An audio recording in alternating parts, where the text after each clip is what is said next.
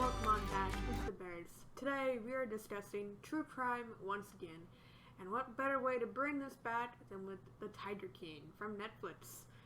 Tiger King is interesting. As we all know, the Tiger King has mainly focused on the world of big cat trading, tigers, lions, all kinds of big cats, but there was some true crime sprinkled in on there.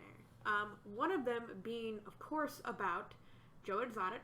We all know he is currently in prison for 19 different charges. I think he's in federal prison for 22 years. With all the charges he got, I'm surprised he got 22 years, because it was originally said in the documentary he was going to have a 76 sentence, which is, I don't know how he went from 76 to 22. I think he probably took a plea deal. I would have to look more into the court case for it to see if he did take a plea deal. I'm thinking he did. I'm not sure though. Then there was the wonderful Carole Baskin's alleged murder of her husband. Again, this is all alleged for her.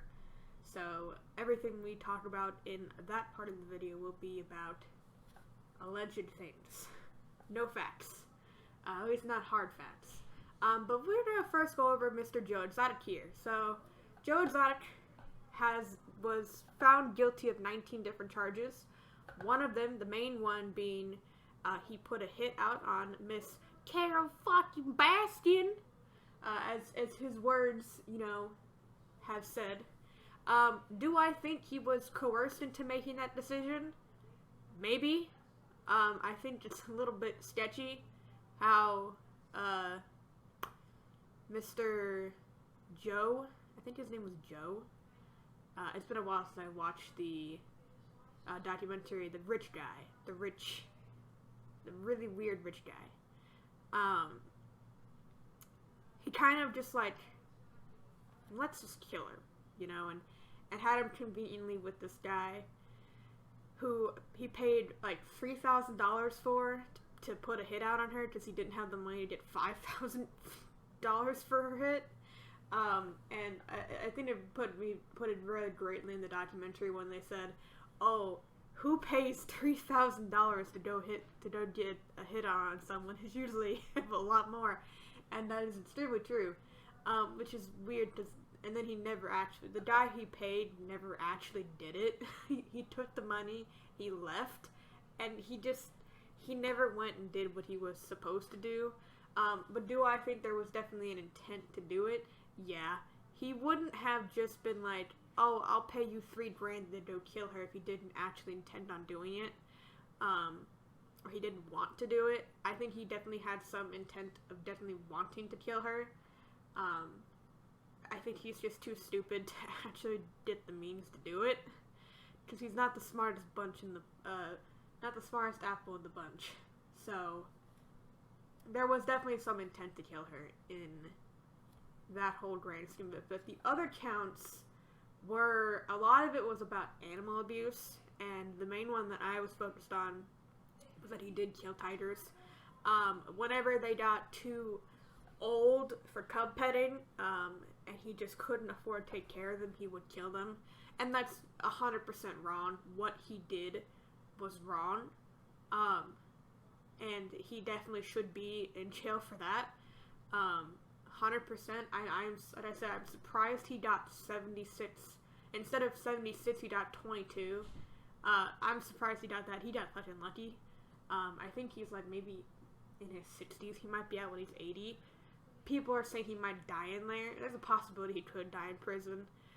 I think right now he's currently going through a bunch of appeals to try and get out of federal prison, but I think the odds of him actually getting out of federal prison is just slim to none.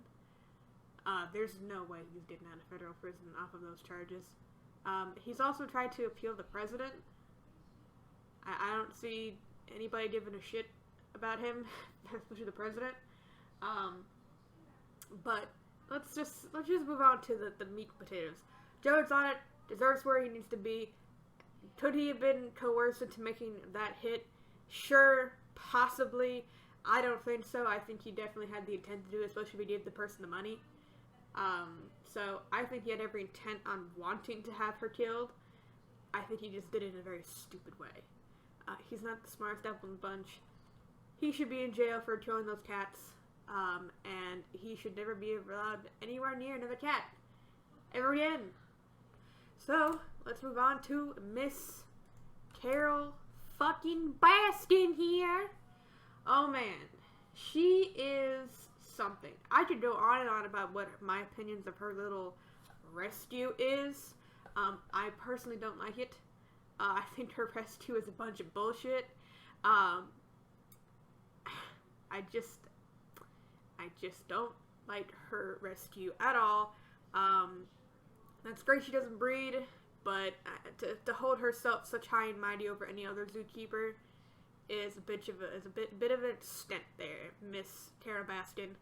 But the main focus I want to put on is her alleged possible killing of her husband.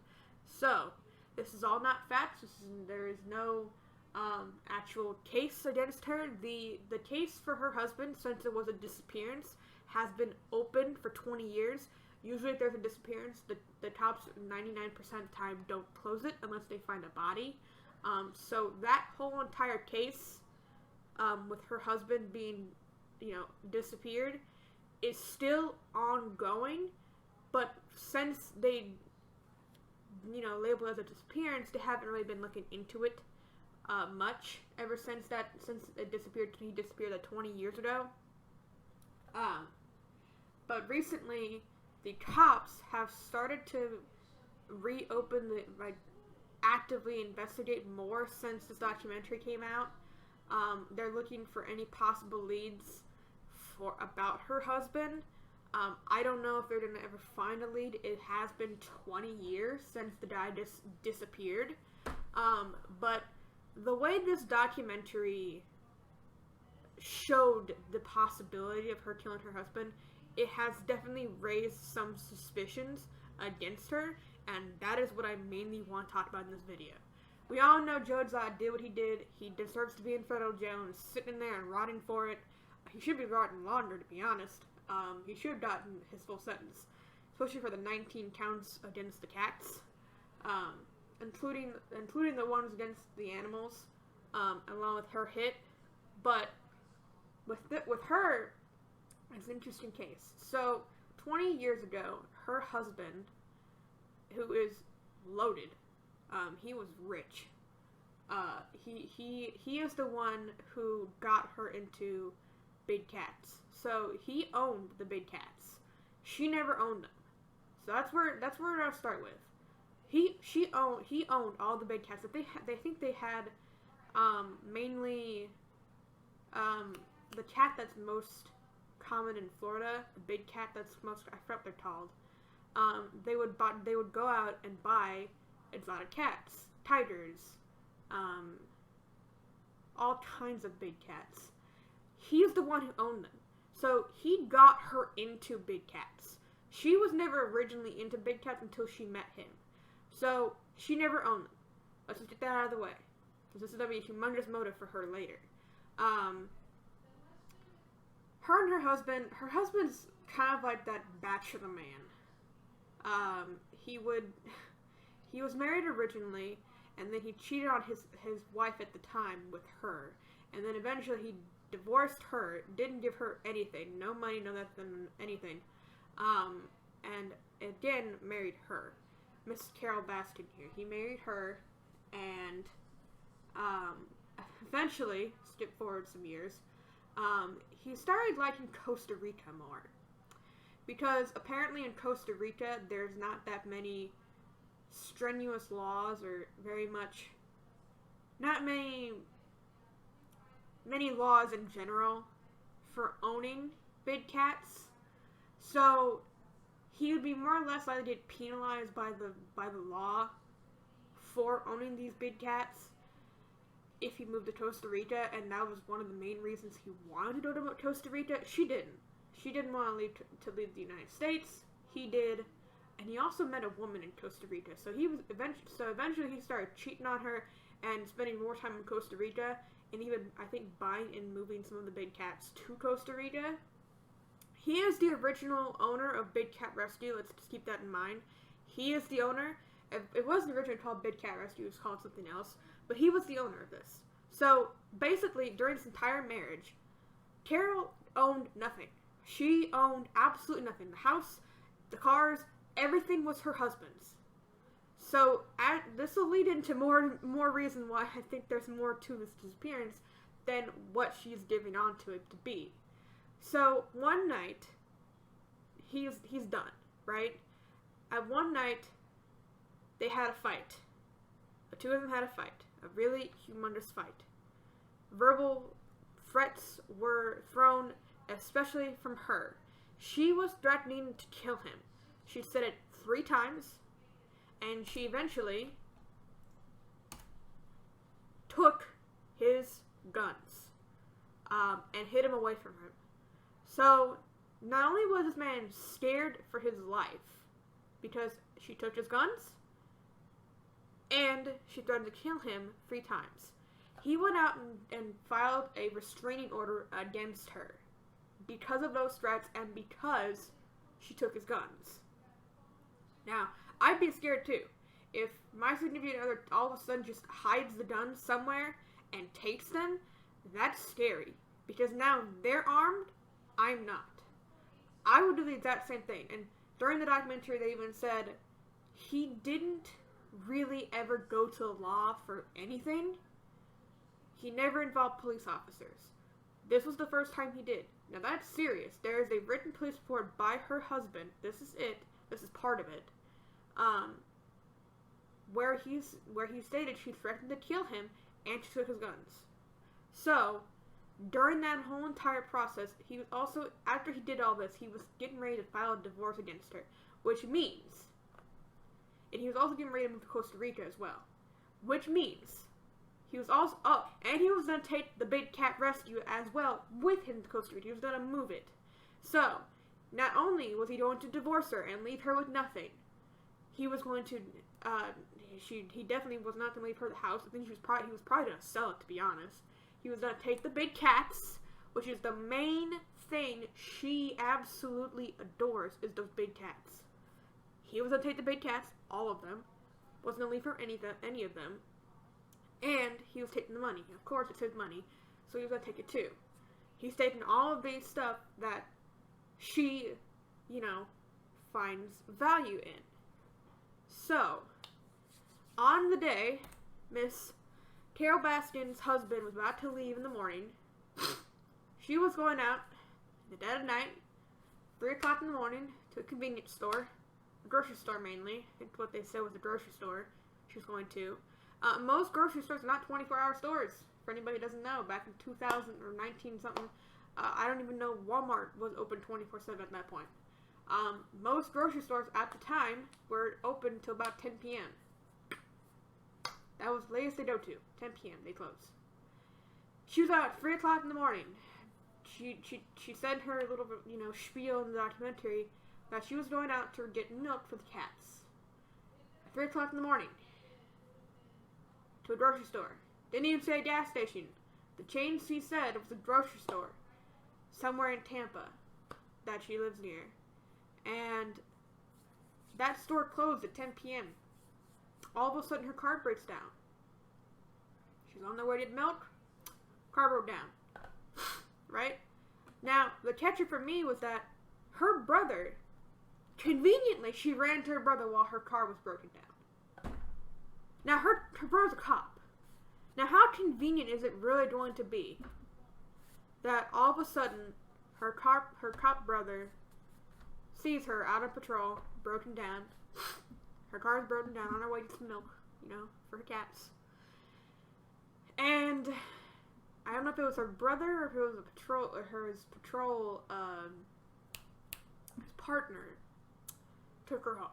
One of the two took her home. I believe it was her brother that took her home. And the patrol officer called something into the car to get towed. So this was all at 3 o'clock in the morning, dead of the morning. Now, her husband leaves about 2 hours later.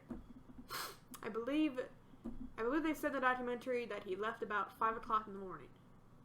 to get on a plane to go to Costa Rica. Now, I couldn't find the picture for this. I wanted to find the exact scene, the exact picture of this.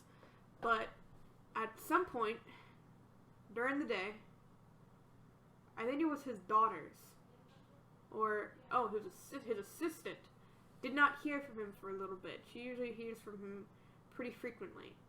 And she was not aware that he was going to go to Costa Rica that day. At least not that early. Now, Carole calls the assistant, I believe, and says that she hasn't heard from him in a while. And she asked her, do you think I should call the police? Well, obviously, you should call the fucking police. Yes, call the fucking police. Your husband's missing. You don't know where he's even heard from him for a few, the entire day. Yes, you should definitely call the police. So she finally eventually calls the police and says her husband disappeared.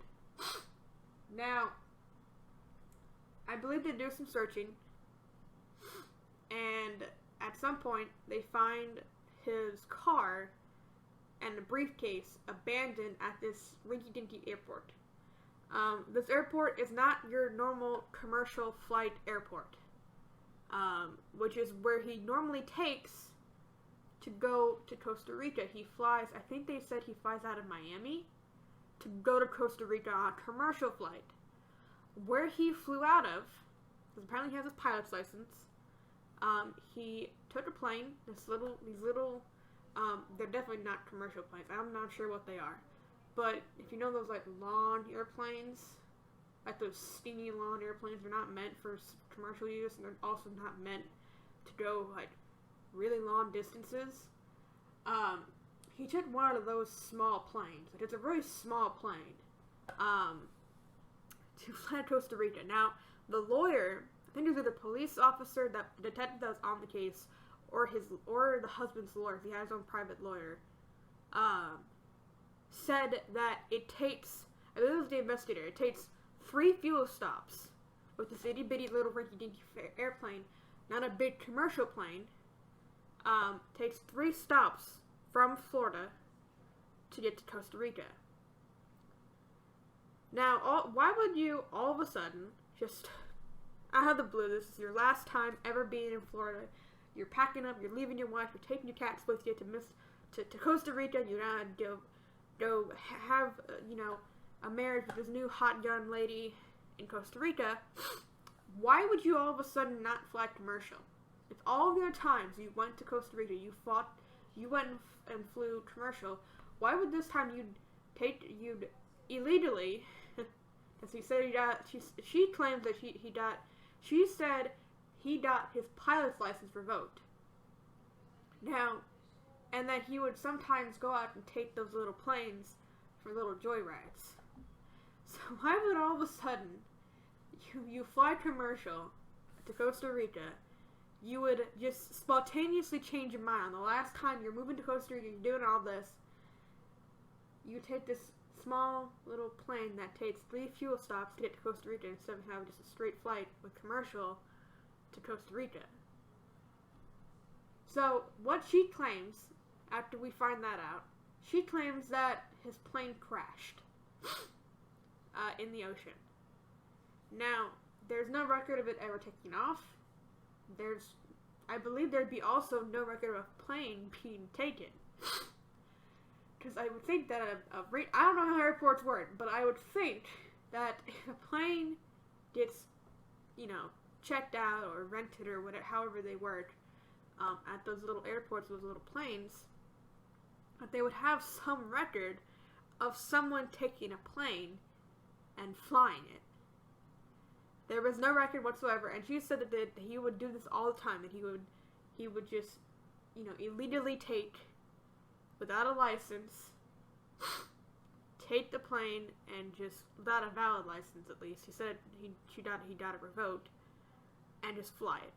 There would be some sort of record from the little airport he used that he took a plane. No matter what. You don't just, that'd be like saying he stole a plane and just left. No, there has to be some sort of record. But according to her, he did this all the time and there's no record. And it crashed. Well, then how the hell would you know it crashed? How would you know it crashed? If there's no record of it ever taking off, how would you know it crashed? So where is this whole entire story coming from? Why is this thing? Why does she think and say to not only the documentary, but probably also to police, that she thinks that the plane crashed? Why? How would you know this? You just think he disappeared. So, there's the biggest red flag in this entire thing I've ever seen. The next part that really gets me is she changes his will. Now, because he disappeared, and she is his wife, I don't think she had the power. I think she eventually gets power of attorney to be able to change his will. So, at one point, his will said, if I am dead, all of my assets will go to blah, blah, blah, blah. She changed it to, if I disappear, my assets will go to blah, blah, blah. If I disappear. Now, I don't know about anybody else, but I think we all expect at some point in our lives that we will die. Right? Everybody knows this. Life begins and life will end. But where in the world can you expect that you're going to be disappear? Why would she change that? From if I am dead to if I disappear. So because of that will change, she got all the assets. She can sign away the houses. She can change the deeds on the houses, the deeds on the car, the money, everything. She has access 100% to it because at the point when he wrote that will, he left maybe only 10%, I think I was told. It was told that it was 10% of the estates were going to be left to his children. Not much, but 10%. So, 10% of the value of his estates were going to be left to his children. The rest of it was her. And I don't think the children got any money in the will, but either way, what she really wanted was the power to change the name on the deed from her husband to her. That was the main thing. Now she owns everything. With that power, and her husband being now having his disappearance, she has the power to do anything she wants with the money, the houses, the cars, cats, everything. Because now he's nowhere to be found. And it's such a red flag when you change the deed, because no deed, no will is ever that specific from being if I am dead, which is what it was originally, to if I disappear. You never anticipate your disappearance. I don't think anybody can ever we can all anticipate our deaths, but we can't anticipate our disappearance. So, all of this is what really makes me think, allegedly, that she killed her husband. I really do think this. Now, the unfortunate part about this entire case, because it's 20 years, it's been 20-something years since this case, since he disappeared, and since this case was around and being looked into, the only way that the police and any attorneys can definitely get her on a conviction is if they somehow find the body. That's the only way. Every other thing that they have is all skeptical. It's all hearsay. There's no hardcore proof of she actually did it. And that's the unfortunate part with disappearance cases like this, where they're so just out of the box. This whole entire case, him flying out of with a little airplane, it takes 3 stops to get to Costa Rica, and no one knows where the plane went down, right? No one knows where the plane went down. There was no record of the plane leaving. There was no record of anything of him taking the plane. Doesn't matter if he does it illegally without a license. Doesn't matter. on record, there has to be someone taking a plane and taking off with the airport that he went to. And, you know, him not flying commercial, the deed, her saying she wants to kill him and taking the guns. I don't think that she fed her husband to the tigers. I think, personally, she dug the body somewhere. Where? Who fucking knows? Could it be on the big cat rescue? Who knows, right? Nobody knows where she would have to dig the body. She has to hide the body somewhere. I don't think she had fed the cats, because that's too messy, you know? There's no possible way that she fed it to the cats. There's such little chances that when the police would come investigate, that's what they did, come investigate, right? And they see, you know, a little bit of blood there, maybe a little bit of skin there, a bone, you know, even if it's like, it could be anything, they'd still have to test it. Cats are messy eaters. You know, one drop of blood on the grass or anything like that could incriminate her and really could have gotten her in jail if she did do it. But all of these red flags in her husband's disappearance, and her having that restraining order and then changing the deed, and like literally after 5 years of someone disappearing and there's no, you know, no one knows where they are, the next of kin or the spouse has the right to declare them dead, right? She has the right to have a death certificate made and all this stuff and declare them officially dead. Another red flag about this is that she never had a memorial service for her husband. Not even for his kids, not for his family, not for her family.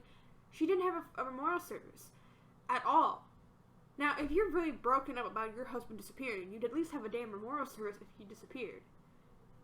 Why didn't you have one? She said like her memorial of him was when she found out the death certificate of her husband. And she said that she looked at it, she looked out the window, and she just blanked. The entire day, she didn't realize, she didn't come back to until the night. You know, she was just reminiscing about her husband. That's a bunch of bullshit. That is such a bunch of bullshit. You have a memorial service. You have the money to do it. You have all of his money, all of his assets, everything. You have everything now. That's what she wanted. She knew exactly when he was going to leave to Costa Rica and divorce her ass, she was going to lose everything. The cats, the houses, the cars, the money. Everything. Her rescue. Her rescue and those cats were her life. And he was going to take that away from her. She has the motive. She 100% had the motive. The means to do it. How she committed the perfect crime, and she's still getting away to it to this day. And again, this is all alleged. This is just my speculations, my 2 cents, my hypotheses, whatever you may call it, about it. I am not saying this is all fact. This is just alleged, and until the cops investigate more into it, if they can, until they find a body, there's no way there will be any charges pressed against her. Could this be all entertainment that Netflix created? Sure, but I think with all of the really big red flags, I 100% do think, in my humble opinion, I think she killed her husband. She has the motive, she had everything in the book. How she did it, we'll never know unless a body is found. But that is just my tinfoil hat playing the game of, investigating. But that is all I have to say about Saturday. There's more I could talk about in terms of the issues that it brought up, animal cruelty, animal rights, zoos in general, all of that stuff. I am an animal activist. I am animal rights. I wouldn't say I would go to this length that was documented by her. That's another opinion that I have as well. I think what she did and what she currently does sometimes, there are a lot of animal activists that take things a bit too far, and it's just unfortunate. I think a lot of the animal cruelty and animal rights in this I do agree with, but I think there are some things that they showed in this documentary that the lengths that some people take it to, I think crosses a line. That's really my opinion on that. I can make a whole new video on that, but I really wanted to discuss the true crime in this, and I find this, her alleged crime against her husband being possibly murdered, is interesting, and, you know, hopefully, maybe one day, the cops will find a body. I doubt it. I really do. But that would be the only way they could get any charges against her. It sucks that 20 years ago, you know, investigators didn't properly investigate the disappearance, that there was foul play at all, and I think that's the most unfortunate part of this entire problem with her, is that 20-something years ago, they believed her, and they didn't think anything of that there was foul play in this, that there was, you know, all these red flags investigators didn't really look into, and I think that's the unfortunate part. But like I said, the only way they're gonna get any charges or any concrete evidence against her is if they find the body. So, but that's all I have to say about Miss Carole fucking Baskin and Tiger King in general. Hope you all enjoyed. Don't forget to like, subscribe, and comment. Do you think she did it? And, you know, does Joe Exotic deserve to rot in jail? I certainly do. I certainly do. And make sure you check out my live streams on Twitch. Until the next video, guys. Hope you enjoy your stay in the barracks, and I will see you all.